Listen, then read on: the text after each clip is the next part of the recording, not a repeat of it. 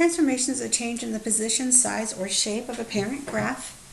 Name the vertices of the graph of the following equations. Okay, whatever's with x in the parentheses, not what's in front of x. So since x doesn't have anything in the parentheses, since there are no parentheses, the vertex for x is 0, and then the constant at the end is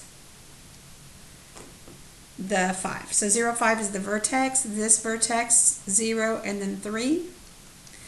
Now this has parentheses, so the opposite, you have to do the opposites. The opposite of positive 3 is negative 3, and there is no constant at the end, so that's a 0. And this one, the opposite of negative 5 is positive 5. There's no constant at the end, so that is a 0. Okay, identify the transformations of the graphs of f of x equals x squared to the graph of each function. This deals with the leading coefficient or the number in front of x squared. And here's how you know which is which. A vertical stretch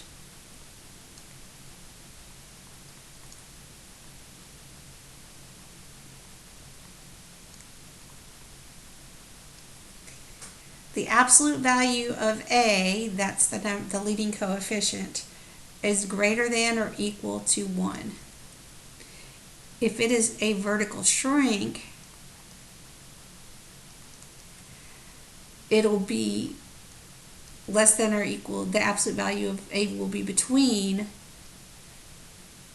0 and 1, but it won't include 1. So that means if it's a decimal or a fraction, it's going to be a shrink. So this is a vertical stretch of 12.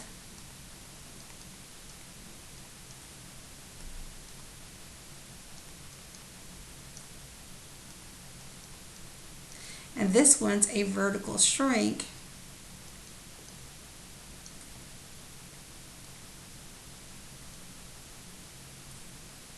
of 2/5.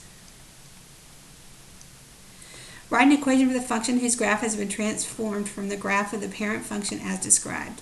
Okay, a vertical stretch by a factor of 6. So the parent function is y equals x squared. So that just means put a 6 as the leading coefficient. So that's the vertical stretch of 6. A vertical shrink would be the exact same thing. You'd put the 1/2 in front of your x squared. Write the equation of the quadratic function shown in the graph. They gave you the 0.33.